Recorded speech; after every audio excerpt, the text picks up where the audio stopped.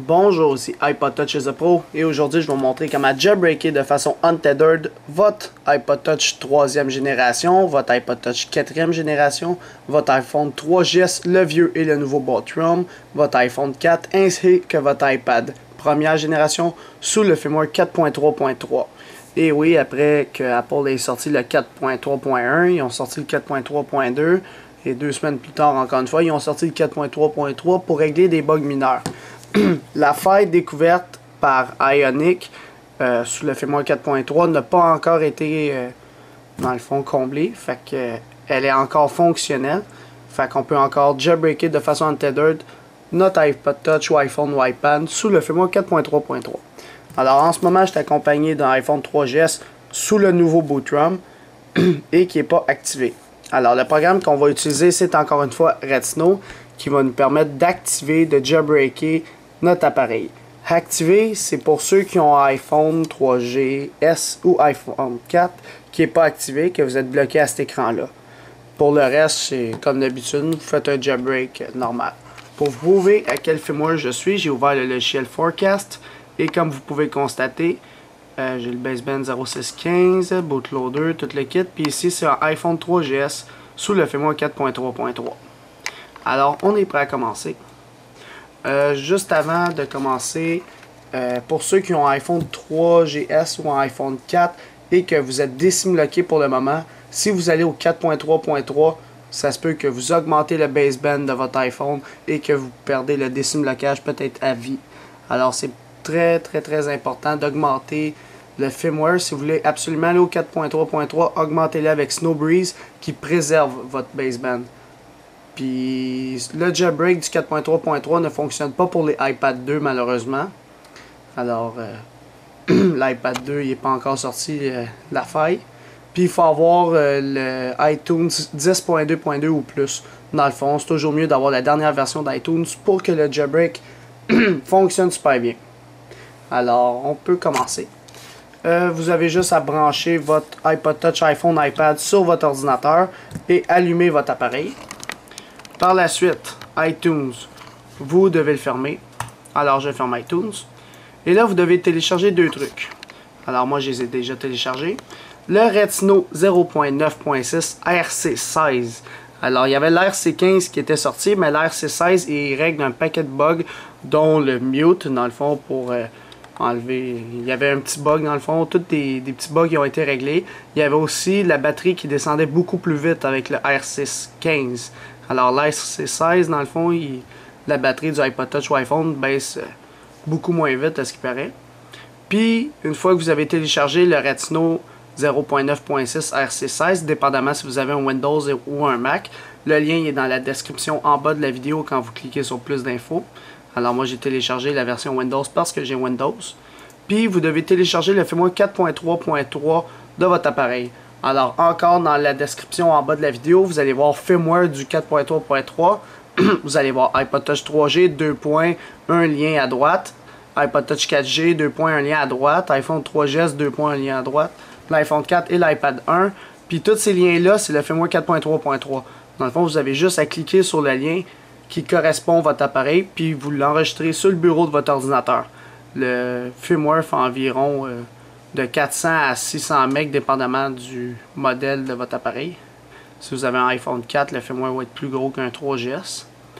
Alors moi c'est un 3GS, alors c'est iPhone 2.1. L'iPhone 4 c'est iPhone 3.1.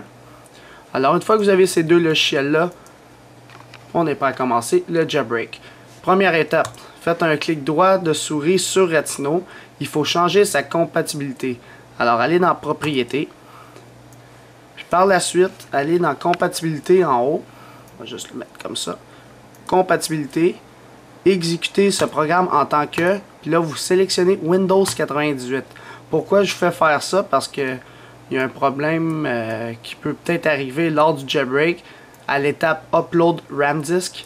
Puis pour éliminer le risque de problème et que le jailbreak fonctionne plus correctement, je le fais comme ça. Alors une fois que je l'ai mis en mode compatibilité Windows 95, on exécute Retina. Alors il y aura le petit pop-up, celui-là. On clique sur oui. Une fois dans Retina 0.9.6 RC16, je vais juste me placer pour que vous puissiez voir l'iPhone et Retina. Ok. Dans mon iPhone toujours allumé, branché sur mon ordinateur. Là, il faut cliquer sur Browse pour aller chercher le firmware que vous venez de télécharger, 4.3.3 de votre appareil. Alors moi, il est sur le bureau de mon ordinateur. On double-clique dessus. Puis là, pour les iPhone 3GS spécialement, vous aurez ce petit pop-up là. Est-ce que vous avez le nouveau ou le vieux boot ROM du iPhone 3GS? Si vous ne savez pas quel boot ROM que vous avez, si vous avez l'ancien ou le nouveau boot ROM, cliquez sur la vidéo en vert sur le dessus. Ça va vous montrer comment connaître le boot ROM de votre appareil. C'est avec l'application iDetector que vous pouvez trouver sur Google en tapant iDetector tout simplement. Vous le mettez votre iPhone 3GS en DFU mode, puis vous cliquez sur Detect My Device, puis il va vous dire si c'est le vieux ou le nouveau boot ROM que vous avez. Ou sinon, il y a un truc plus simple, vous regardez le serial number, puis s'il est après un nombre de chiffres, ça veut dire que vous êtes dans le deuxième batch de boot ROM. Alors moi, c'est un nouveau boot ROM, fait que je vais cliquer sur Yes, comme quoi oui, c'est un nouveau. Alors, ça va marquer IPSW Successfully Identified.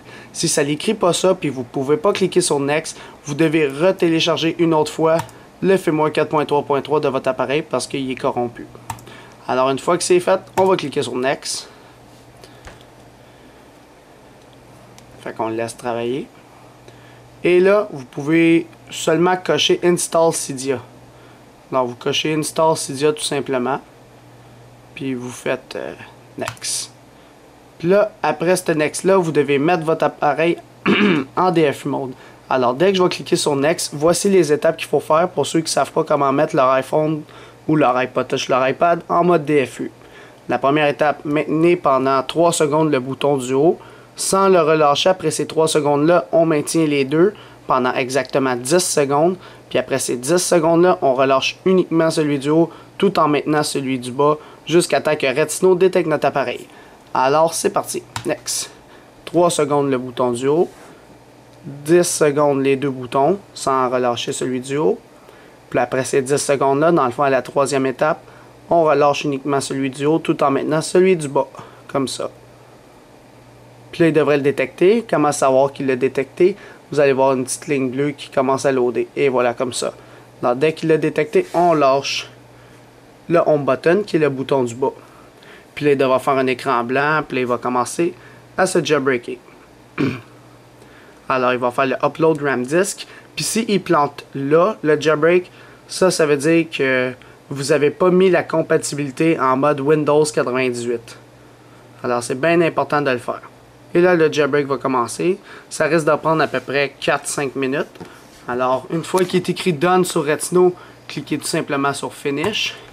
Et là, vous devez attendre que votre iPod Touch ou votre iPhone ou votre iPad se jailbreak. Alors là, à peu près dans 1 minute ou 2, vous allez voir le petit logo de Retina, puis ça va loader, puis après ça va rebooter. Alors, ce que je vais faire, c'est pause à la vidéo, refaites play quand votre jailbreak est terminé. Alors, on revient. Alors là, le jailbreak c'est terminé. Là, mon iPhone est en train de redémarrer.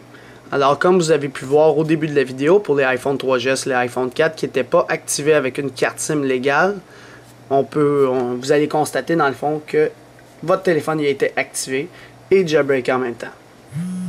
Alors là, il vibre comme quoi que il est connecté à l'ordinateur. Et là, il s'est activé comme vous avez pu le voir. Alors, une fois qu'il est ouvert, vous allez avoir Cydia ici. Vous allez l'ouvrir une fois. Ça va vous poser la question, qui êtes-vous? Je vais juste mettre mon mot de passe de routeur. Juste un instant. Join. Vous dites utilisateur. Donne en haut à droite. Là, je vais juste le laisser se connecter. Je fais reload. Et voilà, il a reloadé. Fait que si je reload maintenant Cydia, il va updater la base de données. Puis si vous avez des mises à jour à faire de Cydia, vous devez les faire absolument en cliquant sur en haut à droite pour toutes les mettre à jour. Donc, vous cliquez sur mettre à jour, confirmer, puis là ça va tout se mettre à jour. Fait qu'on va le laisser travailler pour voir s'il y a des mises à jour. Puis aussi, n'oubliez pas d'ajouter la source iPod Touch SE Pro, la source normale. Et voilà, il n'y a pas de mise à jour. Alors, si vous allez dans Manage en bas à droite, vous allez dans Source, vous faites Edit en haut à droite, Add en haut à gauche, et entrez la source iPod Touch SE Pro, apt.ipodtouchsepro.org. Alors, pour avoir des applications, des thèmes, comme le thème que la plupart du monde veut télécharger, Insane Color HD, fait par la maman de l'iPhone. Alors, apt.ipodtouchsepro.org, vous cliquez sur Add Source, et la source va commencer à s'ajouter. Alors, c'était pas mal ça pour le jailbreak du firmware 4.3.3 pour votre iPod Touch ou iPhone ou iPad.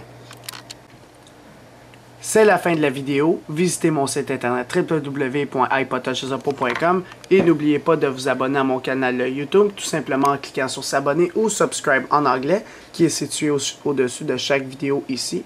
Et en cliquant sur s'abonner, vous allez être abonné à ma chaîne de YouTube Hello3 SE Pro pour recevoir toutes les prochaines vidéos que je vais sortir sur les iPod Touch, iPhone et iPad. Et aussi, n'oubliez pas de me suivre sur Twitter pour rester actualisé aux nouvelles importantes le plus rapidement possible en cliquant sur suivre ou follow en anglais sur mon profil Twitter directement, comme ça. Alors c'est ça, c'était iPod Touch SE Pro. Merci.